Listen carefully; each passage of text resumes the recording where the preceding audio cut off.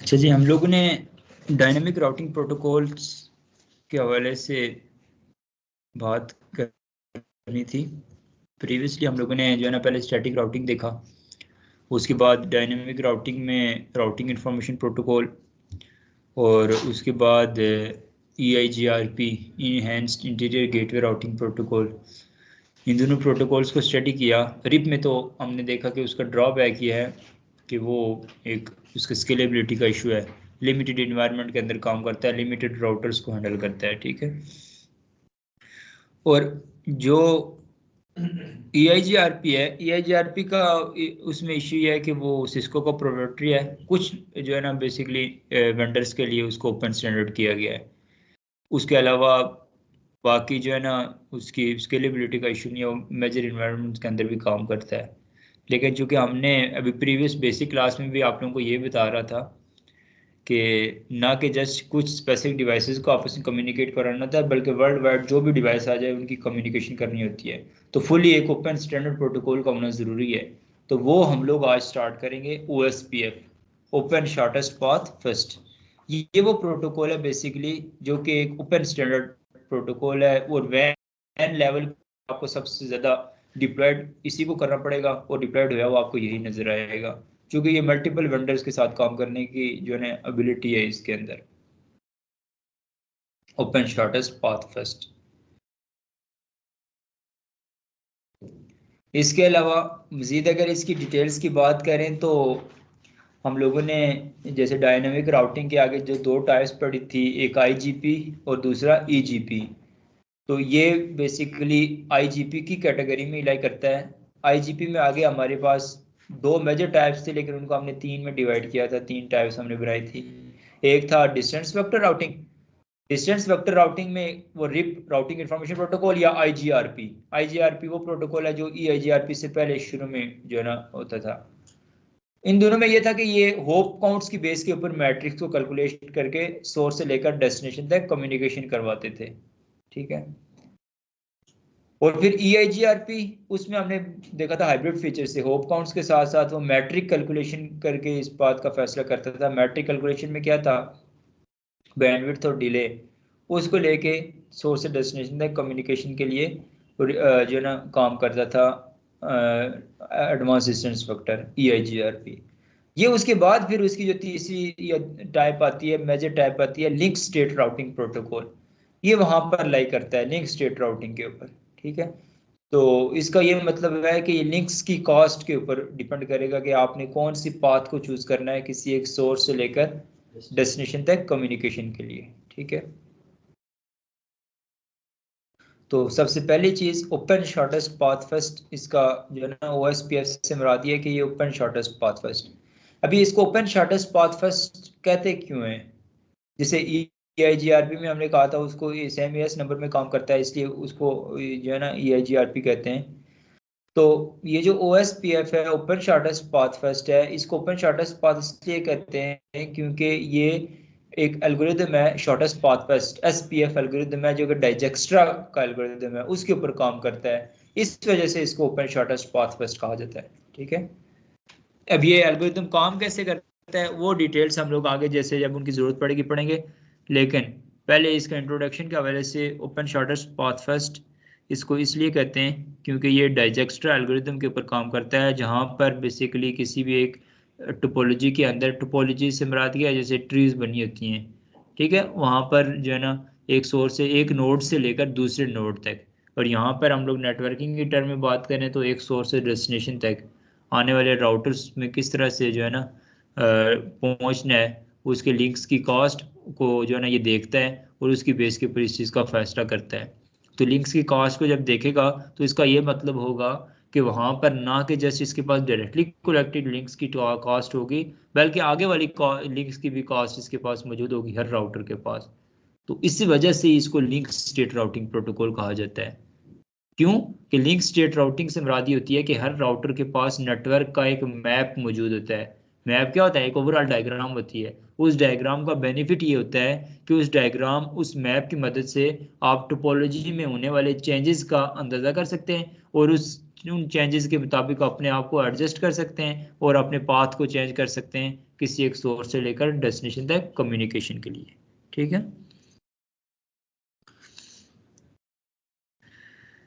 तो it has a partially and triggered update, यानी कि इसके पास जो है ना ये फौरन ही जैसे ही कोई चेंज आती है तो इसके पास ये मैकेनिज्म मौजूद होता है, ये फिनोमिना मौजूद होता है कि फौरन से जो है ना अपडेट शेयर कर देता है। ये पीरियोडिक अपडेट्स नहीं भेजता। पीरियोडिक अपडेट से मेरा ये क्या है कि जैसे राउटिंग इंफॉर्मेशन प्रोटोकॉल के अंदर हम लोग देख रहे थे कि हर जो हेलो टाइमर था उस हेलो टाइमर में जो है ना 30 सेकंड्स का था, और हर 30 सेकंड्स में ना कि जस्ट हेलो मैसेज अपडेट होता था और या ना ही कोई जस्ट कोई जो है ना चेंजेस अपडेट होती थी, बल्कि पूरा का पूरा राउटिंग टेबल अपडेट किया जा रहा था।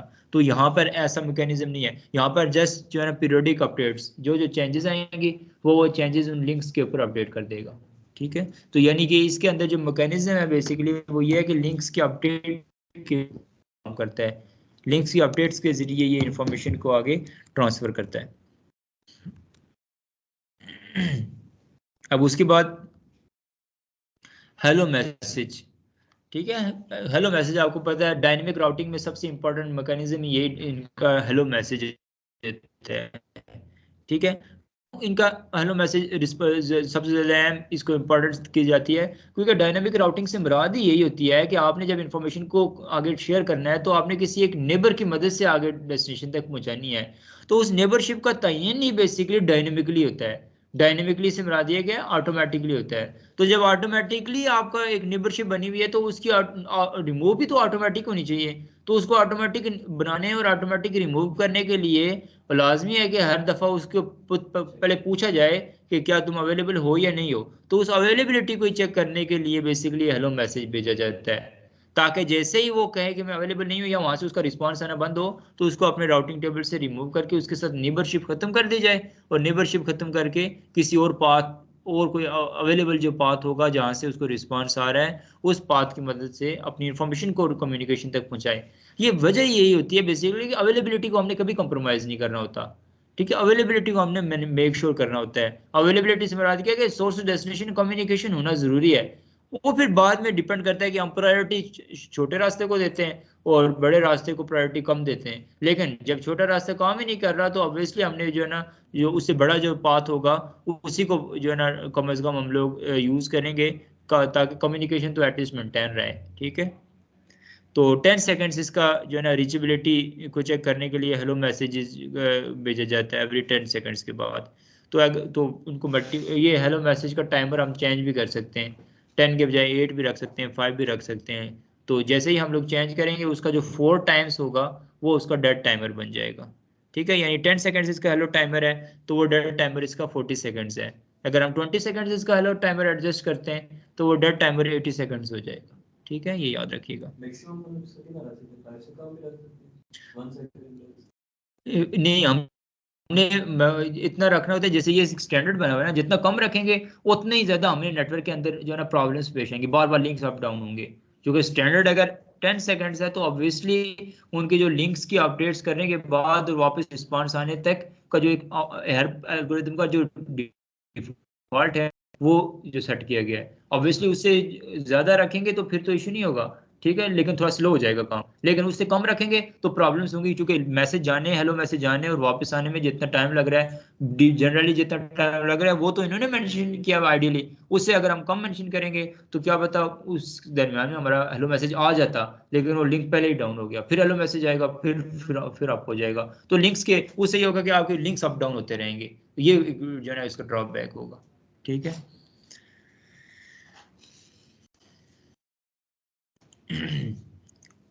तो यहाँ पर जो है ना पूरे का पूरे राउटिंग टेबल की मदद से जो है ना लिंक्स नहीं अपडेट किए जाएंगे, मैसेजेस नहीं अपडेट किए जाएंगे, रूट्स या फिर जो भी कोई इन्फॉर्मेशन होगी, बल्कि लिंक्स हर एक राउटर अपने जो है ना डायरेक्टली कनेक्टेड लिंक्स के ऊपर जो है ना इन्फॉर्मेशन को अपडेट करेगा। वैसे ही सब में जो है ना इन्फॉर्मेशन पहुंचती जाएगी, लिंक्स टू लिंक्स इन्फॉर्मेशन जो है ना वो ट्रांसफर होती है इसके केस में। ठीक है, तो ये हमने देख लिया। तो अगर 40 सेकंड तक भी जो है ना हेलो मैसेज नहीं आता, 40 सेकंड तक भी जो है ना आपकी कनेक्टिविटी नहीं होती, तो फिर वो क्या कर देता है डेड टाइमर ये होता है। उसके बाद वो लिंक को डाउन करके या उसका स्टेटस अगर डाउन होता है तो डेड टाइमर कम करेगा। और फिर टोपोलॉजी के अंदर राउटिंग टेबल जैसे हमने बनाना देखा था, वहां से जो है ना ये OSPF की टोपोलॉजी से वो स्पेसिफिक रूट्स जो हैं वो रिमूव हो जाएंगे।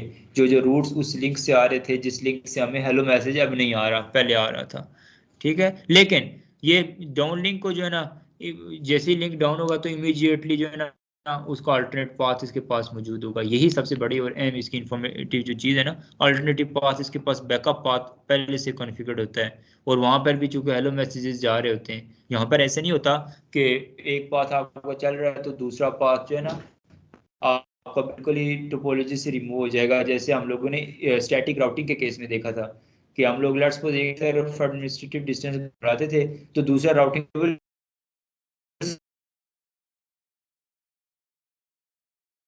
हो जाता था। लेकिन ये बेसिकली OSPF के केस में अब लोड बैलेंसिंग के लिए भी हेल्पफुल होते हैं।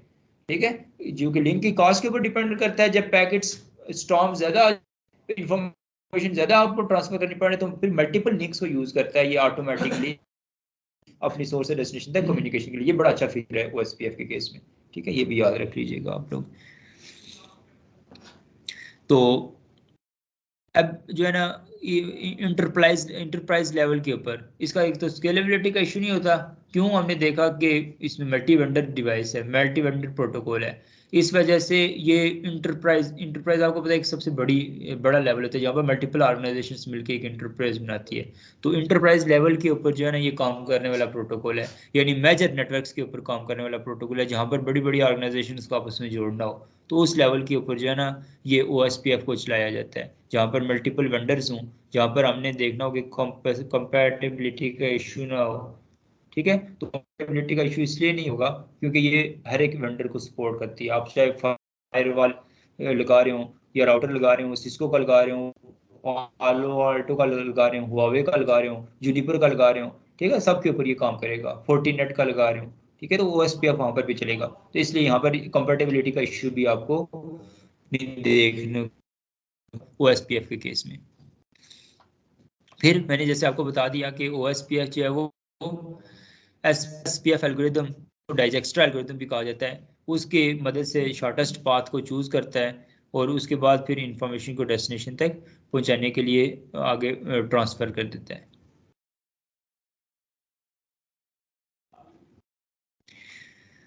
अब सबसे पहले बात करते हैं कि OSPF में कुछ जो है ना स्टेट होती हैं। ठीक है, कुछ मेजर जो है ना OSPF के पैरामीटर्स हैं।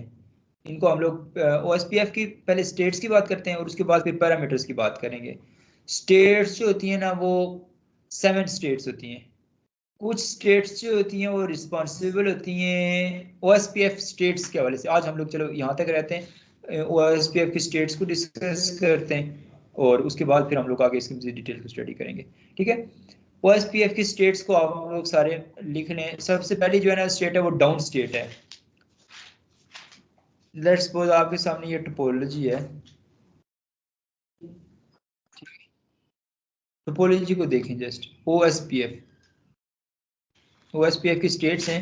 अभी सिंपल जैसे हमारी टोपोलॉजी होती है, हमने कोई प्रोटोकॉल नहीं चलाया होता तो क्या होता है, इनके दरमियान में कम्युनिकेशन पॉसिबल नहीं होती। इनको हमने IP एड्रेसेस असाइन कर दिए, नेटवर्क सब कर दिए, दरमियानी नेटवर्क्स भी आप कर दिए, लेकिन राउट कोई डायनेमिक राउटिंग प्रोटोकॉल जब नहीं चलाया होगा तो ये वो केस होगा जब डाउन स्टेट होगी। ठीक है, उसके बाद इनिशियलाइजेशन स्टेट होती है, इनिट स्टेट उसको कहा जाता है।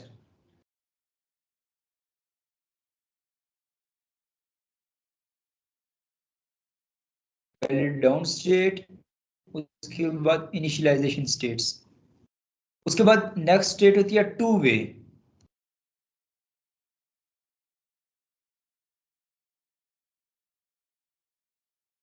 ठीक है, फिर next x start,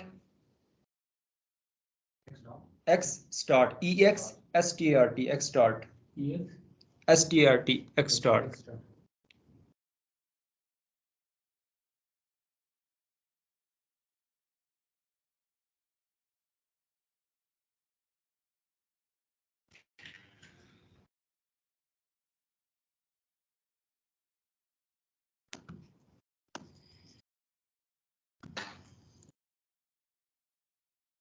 down state, ठीक है, इनिशियलाइजेशन स्टेट वे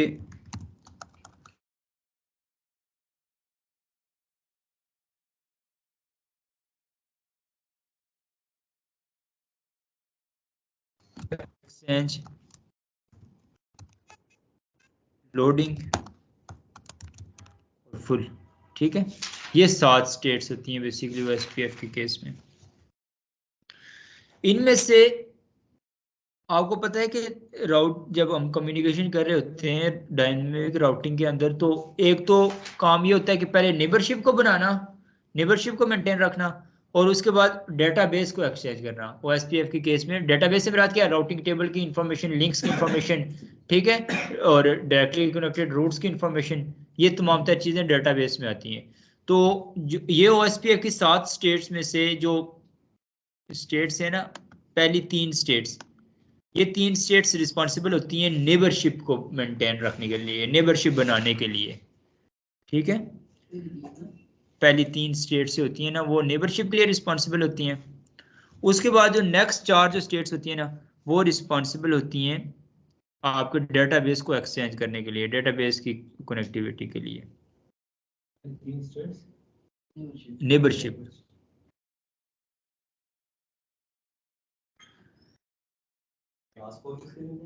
वो डेटाबेस को एक्सचेंज करने के लिए।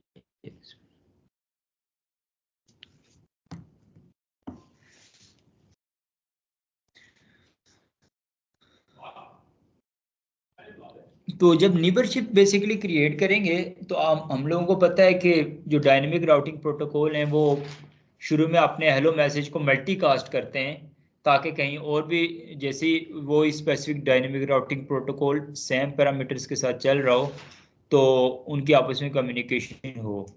तो उसके लिए जो मल्टीकास्ट एड्रेस यूज़ करता है OSPF के केस में, वो है 224.0.0.5 और 224.0.0.6। ये इस मल्टीकास्ट एड्रेस के ऊपर हेलो मैसेजेस को भेजते हैं। आमतौर पर अभी जिस लेवल पे हम लोग कम्युनिकेशन करेंगे, आपको 224.0.0.5 नजर आएगा। 6 जो है ना, वो किस लिए करता है, वो एक एडवांस लेवल का टॉपिक है, वो जब वहां तक पहुंचेंगे फिर मैं आपको बताऊंगा कि .6 किस पर्पस के लिए यूज किया जाता है।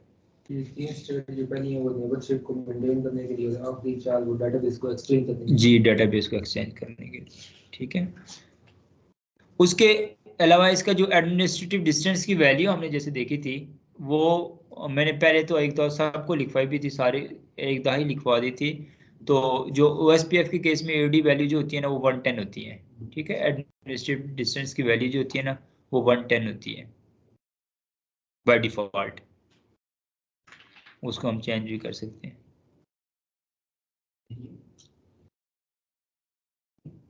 एडमिनिस्ट्रेटिव डिस्टेंस की वैल्यू।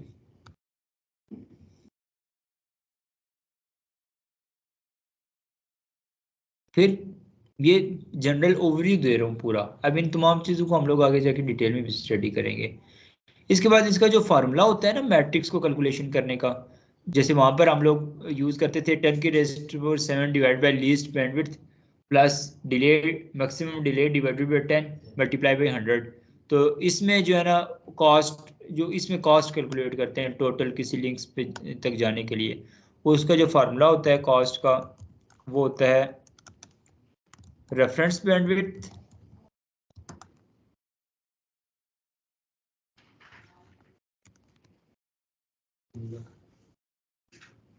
डिवाइडेड बाय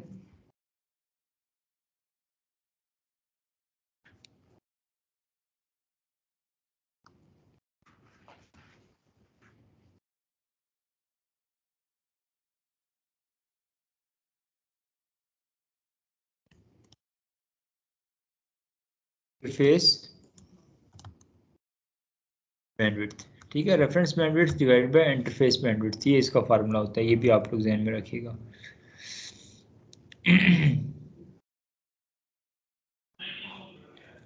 उसके बाद इसके अंदर याद रखिएगा कि वहां पर जैसे AS नंबर्स देखे थे, प्रोसेस आईडी, यहाँ पर भी प्रोसेस आईडी की बात होती है। ठीक है, डिफरेंट प्रोसेस आईडीज यहाँ पर कॉन्फ़िगर कर सकते हैं OSPF के केस में।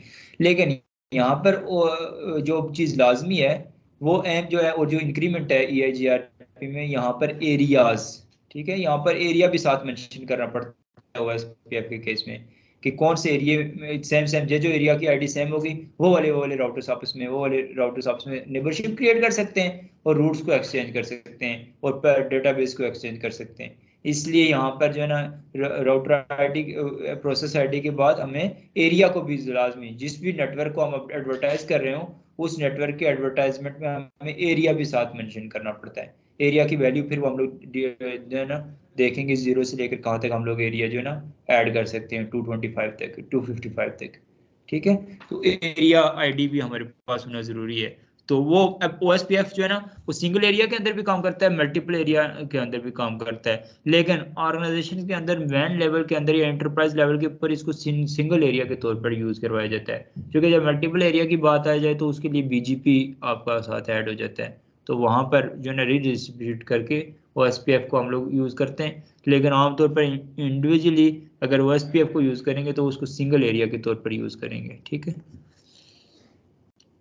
ये थोड़ा सा जनरल बातें थी जो कि OSPF से उन्हें पता होना जरूरी है। अलावा ये जो है ना क्लासलेस आईपी एड्रेसिंग को सपोर्ट करता है। ठीक है, क्लासलेस और क्लासफुल आईपी एड्रेसिंग का पता है ना आप लोगों को, तो ये क्लासलेस जो है ना आईपी एड्रेसिंग को सपोर्ट करता है OSPF। इसके हवाले से ये भी आप लोग याद रखिएगा। ये हाँ, मास्क यहाँ पर भी आपका वाइल्ड कार्ड ही होगा, क्योंकि ये वैन लेवल के अंदर इंप्लीमेंट होते हैं तो वहां पर सबनेट मास्क में बहुत ज़्यादा आपको प्रोसेस करना पड़ता है। वाइल्ड कार्ड मास्क में इतनी प्रोसेसिंग नहीं होती, इस वजह से वैन लेवल के ऊपर जो है ना वाइल्ड कार्ड मास्क ही आपको देखने को नजर आएगा ज़्यादातर। अच्छा, अब हम लोग इनकी नेबरशिप बनाने के हम देखते हैं कि ये स्टेट्स कैसे काम करती हैं। उसके लिए लेट्स सपोज हम आमतौर पर नेबरशिप ज़्यादातर आपको पता है 2 राउटर्स के दरमियान में हमें बनाना आ जाए तो हम हर जगह पे जो है ना नेबरशिप को क्रिएट कर सकते हैं।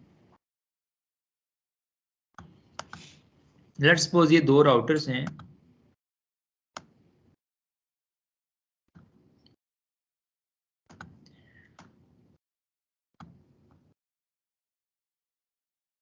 राउटर 1 हो गई, ये राउटर 2 है,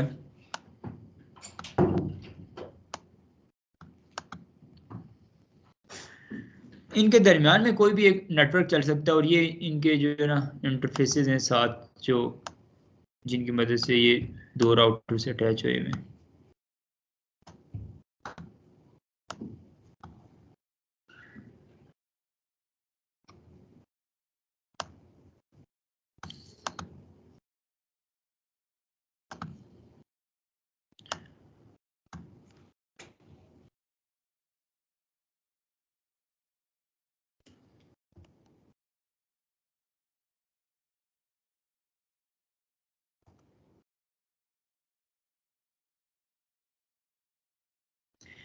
इनमें हम लोग सबसे पहले नेबरशिप को मेंटेन करवाने की अगर बात करें तो उसमें डाउन स्टेट, इनिशियलाइजेशन स्टेट और 2 वे स्टेट को डिस्कस करते हैं। एक हिस्सा से इंप्लीमेंट होती है। अब यहाँ पर इनिशियली इनके आईपी एड्रेस भी हम लोग साथ ऐड कर देते हैं इनके दरमियान में। ऐड करने के बाद यहाँ पे हमने कॉन्फ़िगर लेट्स सपोज कर दिया, डिप्लॉय कर दिया। लेट्स सपोज हमने ऐड किया 200.120.1.1।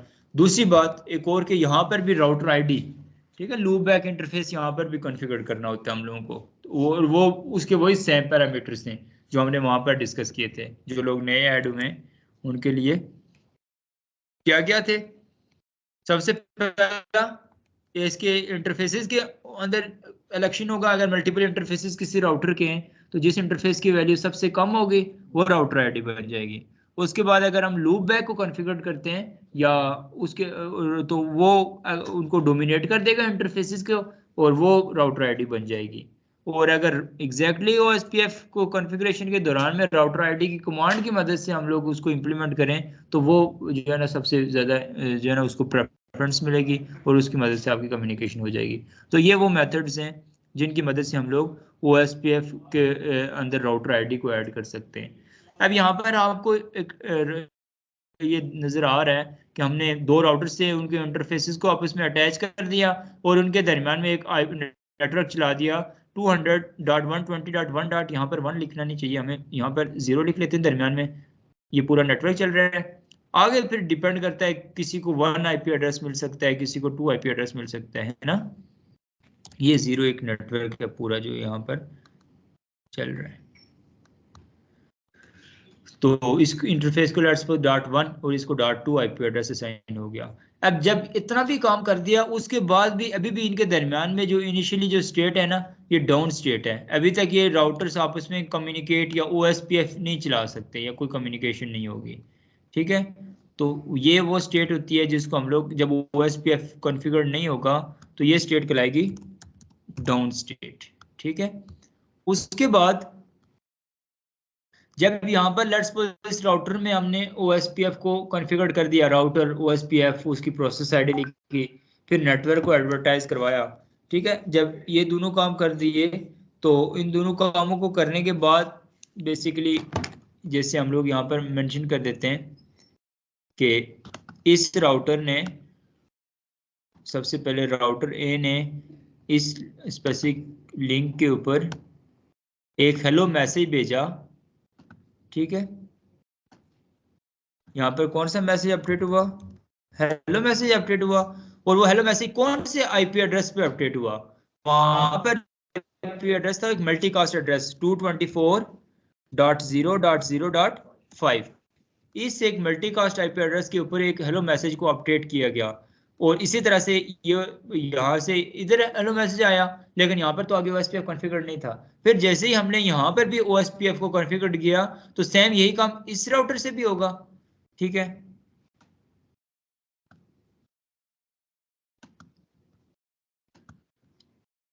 ये वाला राउटर भी एक हेलो मैसेज है वो क्या करेगा, मल्टीकास्ट करेगा हेलो मैसेज को, हेलो मैसेज को मल्टीकास्ट करेगा 224.0.0.5 नहीं 5 के ऊपर से। ये जब ये काम करेगा तो इस पूरे, जब ये भी हेलो मैसेज भेजेगा ये भी हेलो मैसेज, दोनों जब इनिशियली पहले अपना हेलो मैसेज को ट्रांसफर कर रहे होंगे तो वो जो स्टेट कहलाएगी वो स्टेट कहलाएगी इनिशियलाइजेशन। अभी ओएसपीएफ को इनिशियलाइज किया जा रहा है बेसिकली, इस वजह से ये वाली जो स्टेट होगी पूरी की पूरी, इसको हम लोग कहते हैं इनिशियलाइजेशन स्टेट।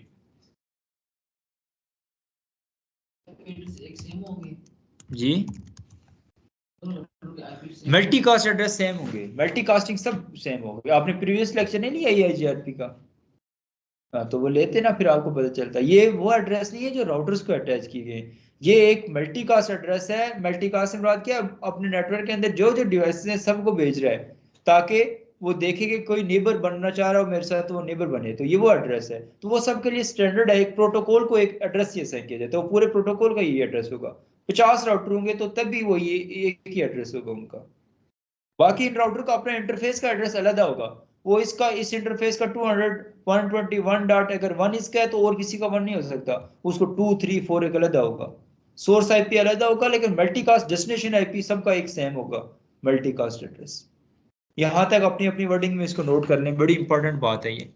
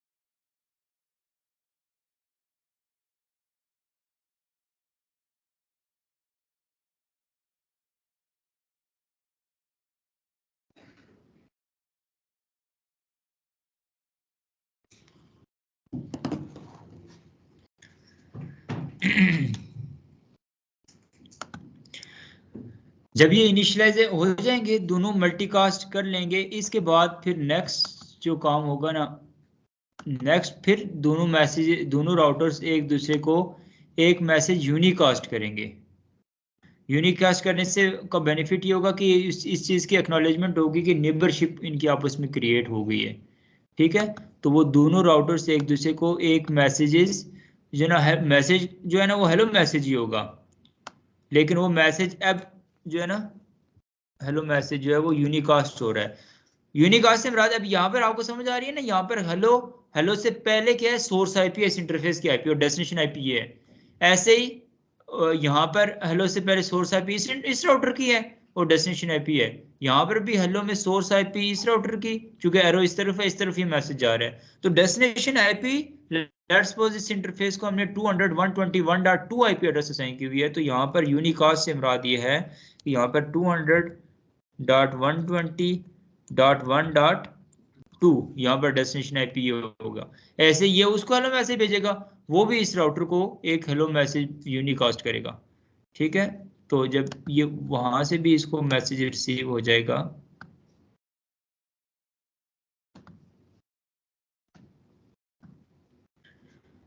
सेम इन्हीं पैरामीटर्स, इन्हीं इंफॉर्मेशंस के साथ,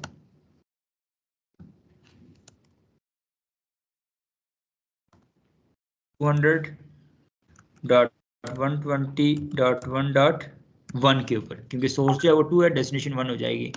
तो जब ये दोनों आपस में एक दूसरे की रीचेबिलिटी को चेक करेंगे, हेलो मैसेजेस भेज के नेबरशिप की कंफर्मेशन करेंगे, तो ये वाली जो स्टेट है, ये स्टेट कहलाएगी 2 वे स्टेट। ठीक है,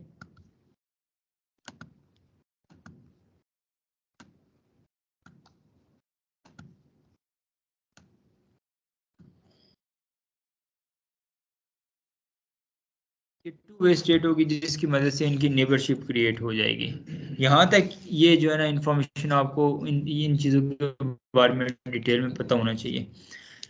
अब ये यहाँ तक जब काम हो गया, उसके बाद हम लोग OSPF को जनरली सिंपल, हम लोग थोड़ी सी, चूंकि हमने प्रैक्टिकल भी देखना होता है, तो हम OSPF की लैब देखते हैं, उसको सिंपल बेसिक इम्प्लीमेंटेशन करके देखते हैं। आज की लैब में मैं आपको सिस्को पैकेट ट्रेसर पे काम करवाऊंगा, उसके बाद या तो हम रियल डिवाइसेस या तो JNS3 पे हम लोग इसको काम किया करेंगे, ताकि हम साथ पैकेट्स कैप्चरिंग भी करके हर एक चीज़ का एविडेंस भी हमारे पास मौजूद हो।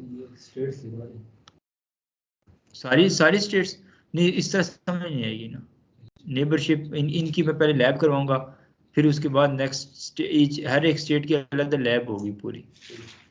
आगे जो है ना बाकी तमाम स्टेट्स में बस डेटाबेस एक्सचेंज होगा, जो डाउन देख लेना, जैसे यहाँ पर स्टेट्स हैं, जनरली बता देता हूँ, लेकिन डिटेल्स में जो है ना आपको आगे लिखूंगा।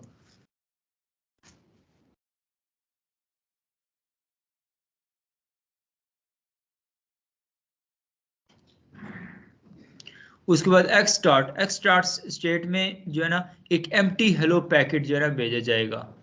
ठीक है, जिसमें हम लोग बात करते हैं लिंक स्टेट जो है ना उसकी जो है ना LSR लिंक स्टेट की रिक्वेस्ट भेजी जाएगी। ठीक है, उसके बाद एक्सचेंज में फिर क्या होगा, लिंक स्टेट की जो है ना उस रिक्वेस्ट के मुताबिक उसकी अपडेट शेयर की जाएगी। फिर लोडिंग स्टेट में जो है ना उसकी एक्नॉलेजमेंट शेयर की जाएगी। लिंक स्टेट से मुराद क्या है, वो जो डेटाबेस एक्सचेंज किया जाता है, एक राउटर, दोनों राउटर्स के दरमियान में जब नेबरशिप क्रिएट कर दी गई, फिर एक राउटर जो है ना उन उसमें फिर पहले हम लोग ये देखेंगे कि इनके में राउटर आईडी किसकी कम है किसकी ज्यादा है, एक मास्टर बन जाया करेगा, एक स्लेव बन जाएगा। तो जो स्लेव होगा वो मास्टर को रिक्वेस्ट करेगा कि मुझे अपने लिंक्स की अपडेट्स शेयर करो, तो वो जो स्टेट होगी वो एक्स स्टार्ट कहलाएगी। जब वो एक मास्टर जो होगा वो फिर उसको जो लिंक्स की अपडेट्स की इंफॉर्मेशन शेयर करेगा और वो उसके पैकेट्स जो तमाम तरह अपडेट्स को शेयर करेगा, तो वो जो स्टेट होगी वो एक्सचेंज कहलाएगी। उसके बाद लोडिंग में जो है ना उसकी एक्नॉलेजमेंट जाएगी LSA। ठीक है, और उसके बाद जो है ना फाइनली ये फुल स्टेट में चला जाएगा, जब उसको पूरा राउटिंग टेबल का डेटाबेस उसको मिल गया, राउटर्स का डेटाबेस, OSPF का डेटाबेस, तो फिर वो फुल स्टेट पे लाएगी। लेकिन उसके लिए फिर हम इंडिविजुअली हर एक जो है ना स्टेप के लिए पैकेट्स को कैप्चर करके देखेंगे, तो तब आपको समझ आएगी। ये 3 चीजें इसलिए बताना जरूरी थी कि पहले नेबरशिप तो क्रिएट करना हम लोग सीखें। उसके लिए भी अभी मैं नेबरशिप को पैकेट्स या वो नहीं करूंगा, जनरली OSPF को कॉन्फ़िगर करना सिखाऊंगा और बताऊंगा कि ये देखें नेबरशिप क्रिएट हो गई है। लेकिन चूंकि हाँ चाहिए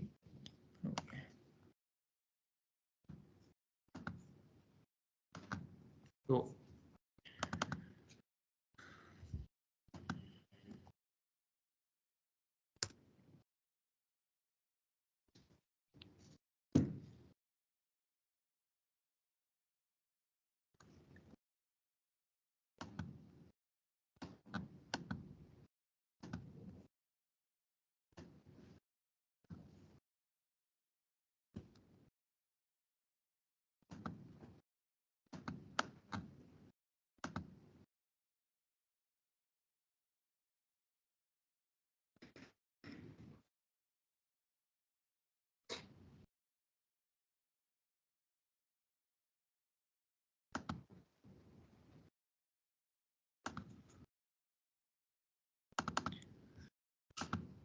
ये टोपोलॉजी थी हमारे पास।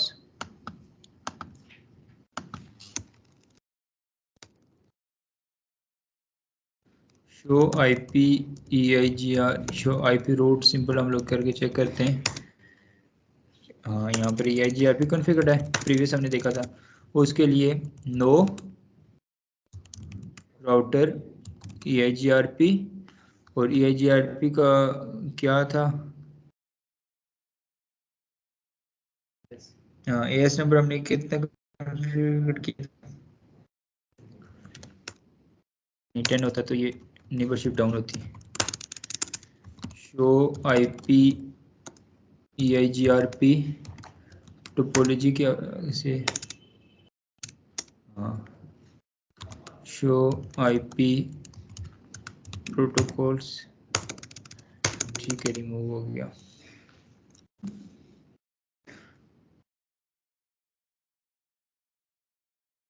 हाँ मैसेज आ गया यहाँ नेबरशिप के डाउन होने का।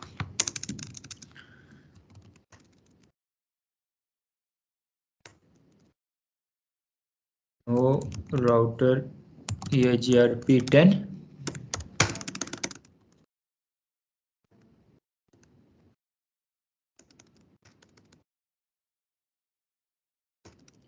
अब यहाँ पर हम कॉन्फ़िगरेशन में जाते हैं। यहाँ पर सबसे पहले राउटर OSPF और यहाँ पर वो देखें वही प्रोसेस आईडी कह रहा है, लिखें आप। लेट्स सपोज क्या हुआ, ज़्यादा हो गया, फिर ये कैसे सीखेंगे। लेट्स सपोज यहाँ पर प्रोसेस आईडी हम लोग 10 रखते हैं, ठीक है। उसके बाद यहाँ पर देखें राउटर आईडी की, जैसे हम EIGRP में यहाँ पर नहीं था, पैकेट ट्रेसर में ये हो रहा, तो यहाँ पर हम स्पेसिफिकली राउटर आईडी की कमांड से एक राउटर आईडी असाइन कर सकते हैं। लेट्स सपोज हम लोग यहाँ पर 11.11.11.11 ये राउटर आईडी रख देते हैं, ठीक। उसके बाद यहाँ पर नेटवर्क को एडवर्टाइज करवाते हैं, इसके नेटवर्क को, तो हम मेजर नेटवर्क भी ऐड कर सकते हैं। मेजर नेटवर्क कौन सा था, 0.0.0.0 और फिर 0.0.0.0। अब पहले तो यहाँ तक बात एंड हो जाती थी, अब देखिए जैसे ये करके एंटर करेंगे इनकम्प्लीट कमांड, ठीक है।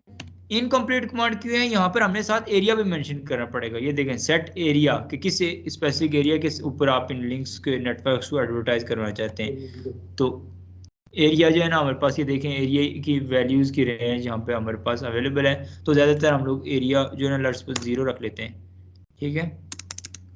इसके मदद से हम लोग जो है ना ये इसकी बेसिकली कॉन्फ़िगरेशन हुई है।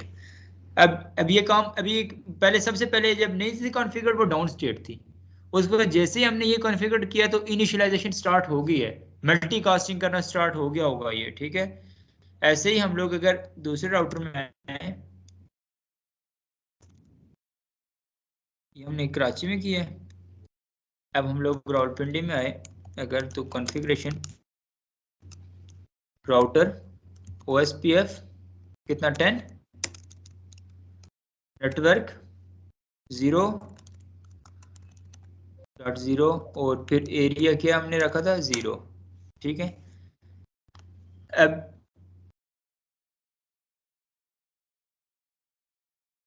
और राउटर आईडी लेट्स सपोज 12.12.12.12,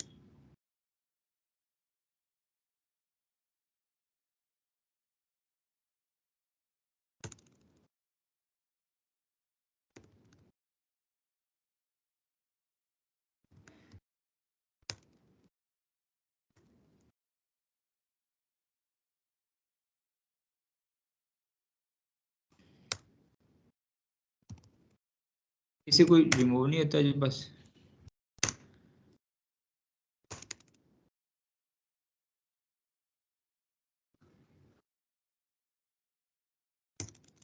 अच्छा ये कमांड है बेसिकली जनरल, जिसकी मदद से हम लोग OSPF को कॉन्फ़िगर करते हैं। अब हम लोग अगर शो करें तो क्या राउटिंग टेबल में ये ऐड हो गया, शो IP राउट नहीं, इसीलिए तो हमारी नेबरशिप को मैसेज भी नहीं आया है ना। अच्छा नहीं नहीं, क्लियर की वो नहीं है। हमने जो कराची का राउटर है,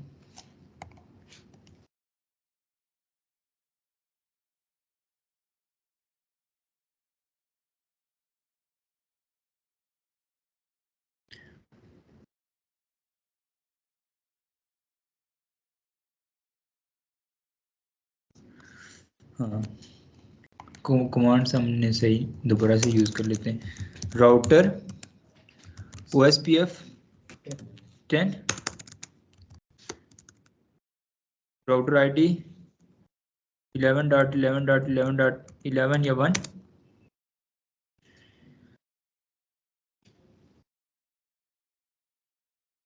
अच्छा अभी चूंकि सिंगल इंटरफेस है, इस वजह से ये वाली कमांड जो है ना कोई गड़बड़ कर रही है। हम उसके बगैर OSPF को कॉन्फ़िगर कर देते हैं। राउटर OSPF 10 नेटवर्क है इसका, इनके नेटवर्क्स देखने सब एडवर्टाइज है ना। हाँ यहाँ पर भी है, ठीक है।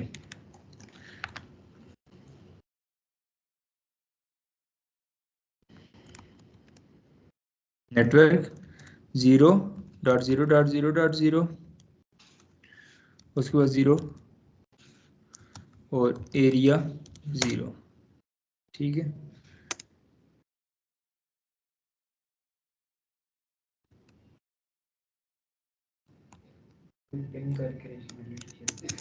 ऐसे कर लेता। अच्छा उसके बाद यहाँ पर भी हम लोग दोबारा से कॉन्फ़िगर कर लेते हैं। राउटर OSPF 10 नेटवर्क 0, एरिया जो है वो भी 0। अच्छा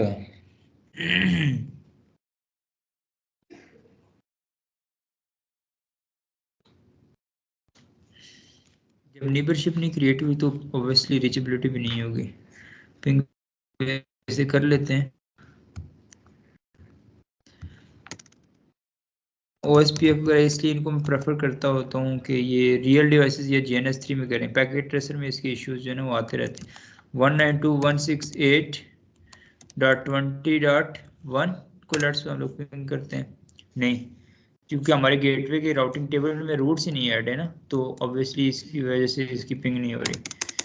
तो उसके लिए हम पहले देख लेते हैं राउटिंग टेबल में कोई क्लैशेस तो नहीं है।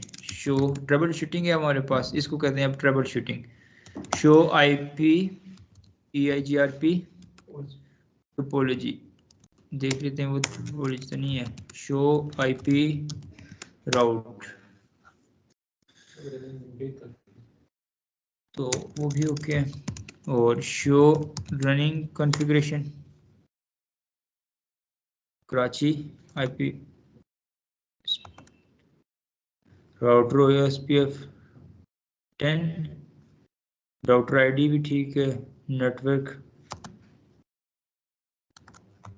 और EIGRP नहीं है, ठीक है। डिफ़ॉल्ट रूट्स तो यहाँ पर कॉन्फ़िगर्ड हैं, लेकिन उसके बावजूद भी नहीं है। अब हम देख लेते हैं इंडिविजुअल जो है ना राउटर्स को के रूट्स को अपडेट करके चेक कर देते हैं। राउटर OSPF लेट्स सपोज हम लोग प्रोसेस ID 1 रखते हैं, और नेटवर्क में यहाँ पर हम लोग इसके इंडिविजुअल नेटवर्क को एडवर्टाइज करते हैं। जैसे 100.100.1 था,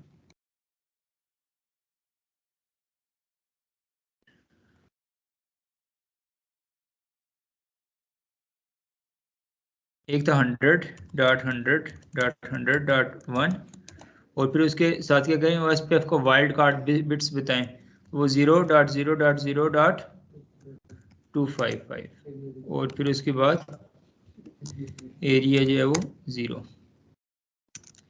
फिर दूसरा जो नेटवर्क है वो था इसका 192.168.10.100 और फिर उसका जो मास था वो वाइल्ड कार्ड मास 0.0.0.255 और एरिया क्या है 0। ये दो हमने चूंकि इन दोनों राउटर्स के दरम्यान में कम्युनिकेशन करवानी है, ये दोनों नेटवर्क हम इंडिविजुअली एडवर्टाइज करके देखते हैं, वैसे हो जाने चाहिए उससे भी।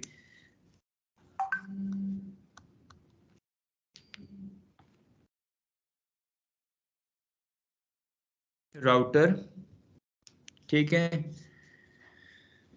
यहाँ पर राउटर OSPF है, कितना 1 है इसकी प्रोसेस आईडी। उसके बाद यहाँ पर हम लोग नेटवर्क को एडवर्टाइज करवाते हैं। अब यहाँ पर चूंकि वहाँ पर 100.100.1 था तो कराची में इसके साथ कनेक्ट है तो 100.100.100.2, ठीक है। उसके बाद इसका वाइल्ड कार्ड मास्क ऐड कर लेंगे 0.0.0.255 और साथ एरिया मेंशन कर देंगे, एरिया क्या था 0, ठीक है। हाँ देखें इंडिविजुअल को ऐड किया तो हमारे पास नेबरशिप क्रिएट हो गई। मेजर रूट्स क्यों नहीं हुए, इसको हम लोग देखेंगे जब JNS3 में भी इनको कंपेयर करके चेक करेंगे कि क्या पैकेट ट्रेसर में कोई इसका फ्लॉज तो नहीं है। साथ इसके दूसरे नेटवर्क को भी हम लोग एडवर्टाइज करते हैं। दूसरा नेटवर्क कौन सा था 192.168.20.0 या 20.100 और उसके साथ साथ हमारे पास 0.0.0.255 और फिर उसके साथ एरिया को हम लोग जब ऐड करेंगे तो एरिया क्या हो जाएगा 0, एरिया 0 यहाँ पर कॉन्फ़िगर्ड है। ये काम हो गया। अब हम लोग सबसे पहले एक तो ये आपको समझ आ गया कि OSPF को कॉन्फ़िगर कैसे करना है।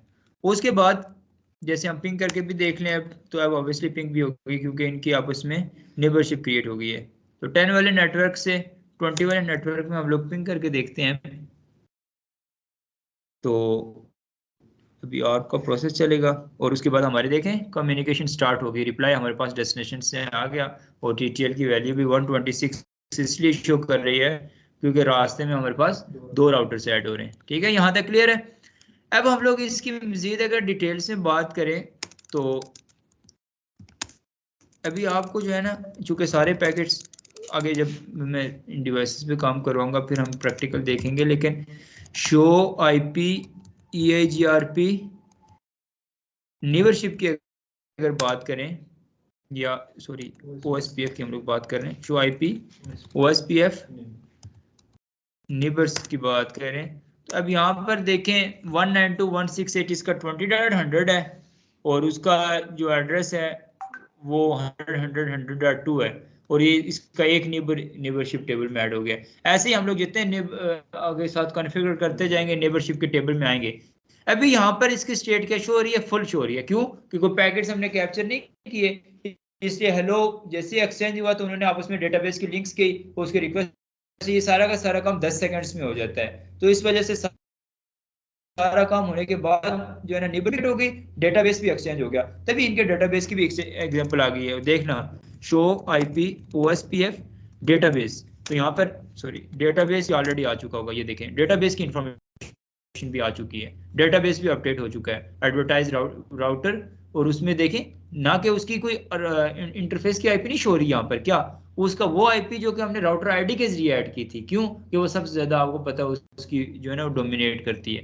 तो ये राउटर ID, उसकी एज वगैरह, सीक्वेंस नंबर क्या होता है, चेकसम, ये वो चीज़ें होती हैं जो हम पैकेट्स के साथ लगी हुई जाती हैं, ऐड होकर जाती हैं, ठीक है। तो उसकी जो प्रोसेस ID है वो भी हमारे पास शो हो रही है। एरिया, जिस एरिया के अंदर वो कॉन्फ़िगर्ड है वो एरिया भी शो हो रहा है।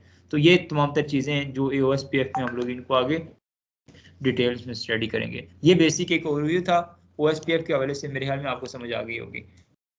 तो अब हम लोग इसको आगे फिर नेक्स्ट क्लास में थोड़ा सा इससे एडवांस लेवल पे चलते जाएंगे। OSPF को हम ज़्यादा डिटेल्स में स्टडी करेंगे क्योंकि OSPF को बहुत ज़्यादा आपको ऑर्गेनाइजेशन के अंदर यूज़ करना पड़ता है, डिटेल्स में इसकी जो है ना। चलें आज के लिए इतना काफ़ी है, और क्वेश्चन हो कोई तो पूछ ले OSPF के हवाले से। क्लियर है? चलें ठीक है जी, अल्लाह हाफिज़।